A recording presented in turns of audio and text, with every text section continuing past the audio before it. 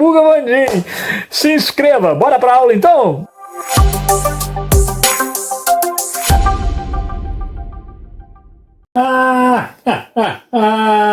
Olha a gente aí, o chapéu despinguelando, a coisa toda degringolando. Tá igualzinho o governo de Dom Pedro II, hein? É isso aí. Olha a gente, na 22ª parte. A gente continua hoje falando de abolição da escravatura, só que dessa vez o nosso foco é no movimento abolicionista. Bandim, você disse pra gente que havia 3 projetos. O projeto escravocrata, que era não mexer. Esse eu sei que está derrotado. Eu sei que houve a abolição. Você falava que o projeto abolicionista falava muito que deveria haver uma abolição, mas a inclusão do escravo, a indenização do escravizado, por conta de tudo. Eu sei que isso não aconteceu. Você mesmo disse na aula anterior, o projeto oficial foi o projeto emancipacionista. Abole-se a escravidão e nada mais. Então, por que cargas d'água eu vou estudar movimento abolicionista? Se a abolição do Brasil, no Brasil, não aconteceu por conta do movimento abolicionista, mas de uma ação oficial do Estado que abraçou um outro projeto, o projeto emancipacionista, por que eu vou estudar o movimento abolicionista?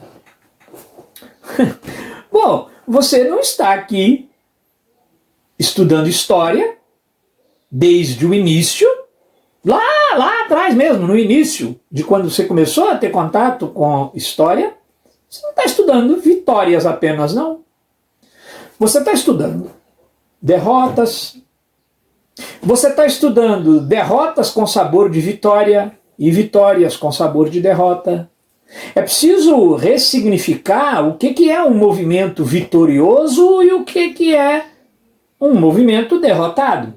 Porque a vitória do grupo emancipacionista, para mim, brilha menos do que a derrota do movimento abolicionista. Porque cá comigo, eu penso, ora, naquele contexto, se alguém deveria ser indenizado, deveria ser aquele que foi escravizado.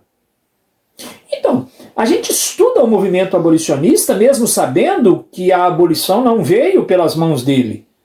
Mas a gente estuda o movimento para ver a relevância ou não dele. Cada um é livre para discutir isso, tendo argumento que mal faz, não é? Então vamos lá, é pertinente. Agora, se você quiser pensar por outro ângulo também, olha, é legítimo. Eu estou estudando isso aí porque vai cair no Enem. Essa buga nós, Mandinho. É porque é matéria do PISM. Pronto. Ficou bem assim? Se isso te consola, vai lá. Galera, abolição da escravatura, parte 2, hoje dedicada ao movimento abolicionista. O que fortaleceu o movimento abolicionista aqui no Brasil? Primeiro, a abolição da escravidão nos Estados Unidos. Depois da Guerra de Secessão, quando a mão de obra escravizada deixou de existir nos Estados Unidos, isso deu um up aqui na galera que já discutia o assunto. Também, o fato dos escravizados terem participado da Guerra do Paraguai. Quando a gente estudou a Guerra do Paraguai, a gente falou nisso, né? Que na volta da guerra, muitos brancos ficaram com a pulga atrás da orelha, desconfortáveis, porque começavam a descobrir que o escravizado é um ser humano, com honra, com caráter, salvou sua vida na guerra, foi seu companheiro de batalha, protegeu você dos tiros paraguaios lá do Solano Lopes.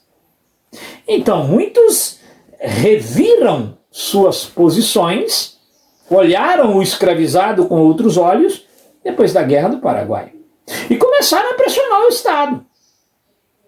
Bom, também o fato de que 2 estados do Brasil tomaram a decisão por conta própria. O Ceará, pioneiro, e logo depois o Amazonas. Resolveram abolir a mão de obra escrava. Você dá uma olhada aí na internet, nos jangadeiros cearenses. Que coisa interessante. Os navios negreiros paravam um pouco longe da costa e os jangadeiros transportavam a carga até o mercado. Ou seja, eles viam sofrimento de filhos separados das mães, esposas, maridos, separando-se famílias, pessoas tratadas como mercadoria. Sabe o que aconteceu? Os jangadeiros cearenses foram os primeiros a desencadear um movimento importantíssimo, porque eles disseram, nós não vamos mais mexer com isso. Se outros quiserem fazer, nós jangadeiros não. Encontrem outra forma de desembarcar a carga que vocês estão trazendo, para a gente não dá mais. Então é um despertar da consciência. Então os jangadeiros cearenses podem ser mencionados numa questão. Então isso deu um up ao movimento abolicionista. O movimento abolicionista, ele começa a ganhar grande relevância nacional alguns anos antes da abolição, por volta de 1880. E ele começa a atuar incentivando fugas, comprando alforria, disponibilizando advogados, porque muitas vezes o escravizado reclamava que o dono colocava um preço tão alto pela sua liberdade e mudava de palavra algumas vezes, dizia que o preço era tanto, quando o cara juntava o dinheiro eles falavam, não, agora não é isso mais, dava tombo, ficava com dinheiro e não libertava.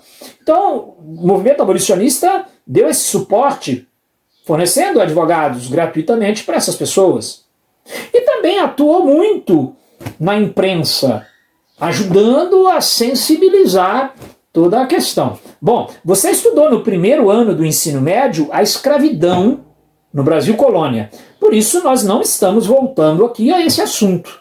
Nós não estamos recordando com você o dia a dia de um escravizado, como é que funcionava. Não, isso é uma matéria do primeiro médio.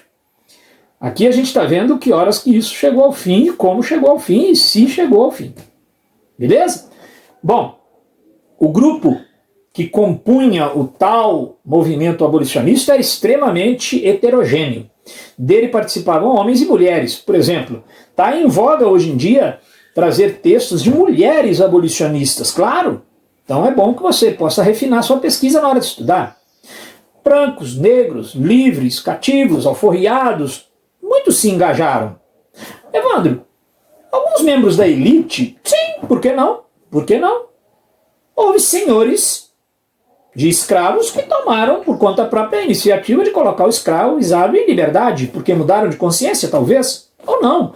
Quer dizer, cada caso é um caso. Jornalistas, poetas, filósofos, militares, engenheiros, gente de toda ordem.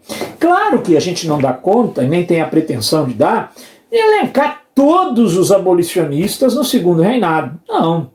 Impossível, né, fazer uma lista com todos eles. Agora, eu sinto-me na obrigação de trazer alguns nomes que têm maior incidência em prova, pelo menos para que você não fique aí, pô, quem é esse cara mesmo, hein? Claro, de novo, nós não estamos estudando história mais naquela perspectiva positivista de decorar nome, não é isso. Ninguém vai vir com aquela questão para você assim, quem foi Joaquim Nabuco? Letra A, foi no seu... Não, não é isso. Mas a compreensão, né? A familiaridade com alguns nomes, para que quando o nome de Joaquim Nabuco aparecer acompanhado de um texto que está deixando explícito que ele é abolicionista, você entenda o espírito, o contexto, o que está por trás. Então, olha, Joaquim Nabuco, por exemplo, começa por ele, fundador da Academia Brasileira de Letras. José do Patrocínio, jornalista. André Rebouças, engenheiro militar. O Luiz Gama, jornalista e escritor. Tem tanta questão com o Luiz Gama. Castro Alves, o poeta. Rui Barbosa, que depois vai se meter numa grande confusão mais à frente. E alguns vão ficar meio, ele traiu a causa. A gente vai ver isso aí no início da República Velha. Tobias Barreto, jurista, filósofo, poeta. Um militar muito interessante, Cândido Falcão, conhecido como Dom Oba. Por quê? Porque ele é filho de um imperador africano, escravizado também. Então aqui ele retoma a sua identidade nobre. Ele era parte da nobreza africana. E impressiona, inclusive, a todos pelo seu porte altivo, pelo seu jeito nobre de ser. Foram tantos que a história não registrou, que chega a ser deselegante com os demais parar a lista por aqui. Mas é na esperança de que você continue essa lista, tá bom? Joga no Google. Eu, no seu lugar, se fosse fazer PISM ou Enem, daria uma olhada, inclusive, em umas fotinhas aí, umas ilustrações, né? Beleza, para a gente se familiarizar com a iconografia também. Vandim, alguns fatos aí sobre escravidão. Fim dela, né? Por exemplo, o Banco do Brasil, num dado momento, disse que não aceitaria mais que alguém desse um escravizado como garantia de dívida. Beleza, o Banco do Brasil se orgulha muito de ter sido pioneiro. Antes da Lei Áurea dizer isso. Foram golpes no sistema escravista pouco a pouco. Foi o último país do Ocidente, como eu disse, a abolir a escravidão. Onde estava a consciência, onde estava ética, onde estava a vivência do cristianismo, eu não sei. Estava contextualizado, encarnado numa época onde até os padres tinham escravos. Mas é interessante pensar nisso tudo, né? Pensar é importante. Fugas vão se intensificando. Tinham as figuras cacheiros viajantes, que eram apelidados de caifazes, que, aproveitando-se da sua experiência pelos caminhos aí, ajudavam muitos a fugir. Quilombos começam a proliferar por todo o Brasil. Dom Pedro II, completamente desinteressado, como a gente vai ver daqui a pouco, nas coisas de Estado, nem estava no Brasil quando a Lei Áurea foi assinada. Alguns dizem que a princesa Isabel o fez para elevar a própria popularidade, para quem sabe suceder o pai, já que havia muita resistência por machismo ao seu nome. Outros dizem que não, que ela teve uma briga com o marido, o Conde D, que é herói lá da Guerra do Paraguai, aquele que substituiu Caxias, porque Caxias recusou matar criança, o Conde D topou, marido dela. Alguns dizem que ela, para provocá-lo, já que ele era um senhor de escravos, com muitos escravos, teria abolido a escravidão, enfim. Outros falam que ela aboliu na ausência do pai como uma jogada, já que a lei não estava pronta, porque os proprietários de escravos sonhavam com uma tal lei que eles juravam daria a eles uma indenização. Pois é, Dom Pedro nem estava aqui quando Princesa Isabel assinou a Lei Áurea e a lei não estava pronta, ninguém foi indenizado. Bom, a capoeira permaneceu proibida no Código Penal Brasileiro, considerada crime, até 1937, só com Getúlio Vargas que ela sai. Mas também na época jogava-se capoeira com navalha nos pés. Era realmente uma luta. Desagradou abolicionistas. Claro, os abolicionistas falaram, bom, a abolição desse jeito aí vai empurrar milhares de pessoas para a miséria, para a subcidadania. Mas desagradou também os proprietários de escravos, porque eles acharam que Dom Pedro sujou com eles. Aboliu a escravidão e não indenizou-os. Veja, eles pleiteavam realmente uma indenização. Isso gerou uma questão, um problema chamado questão abolicionista. Quando você pesquisa causas da queda de Dom Pedro II, questão abolicionista aparece logo muito bem colocada, dizendo, olha, uma das razões pelas quais Dom Pedro II não conseguiu mais governar foi que a elite rural rompeu com ele, magoadíssima com a abolição, que não contemplou a indenização deles, proprietários de escravos. Força na peruca. Ah, terminou de assistir? Gostou? Nem doeu, né? Então agora vai lá, se inscreva no nosso canal, espalhe a boa nova, vira e mexe, tem um vídeo novo por aqui. Se não tiver também, não te devo nenhuma satisfação, mas vai entrando aí que aparecem as coisas, tranquilo? Não passa aperto com história não. Vem pro Sabuga Vandim que aqui a gente sabuga. Se não for história, vai ter aqui. Se não for, a gente inventa pra ter aqui também. Abração, hein? Deixa o seu like aí, inscreva-se.